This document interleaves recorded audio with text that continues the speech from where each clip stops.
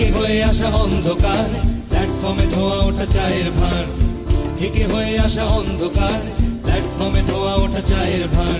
জানলার কাঁচটাতে লেগে থাকা শূন্যতা, সশব্দে ছুটে চলে ট্রেন।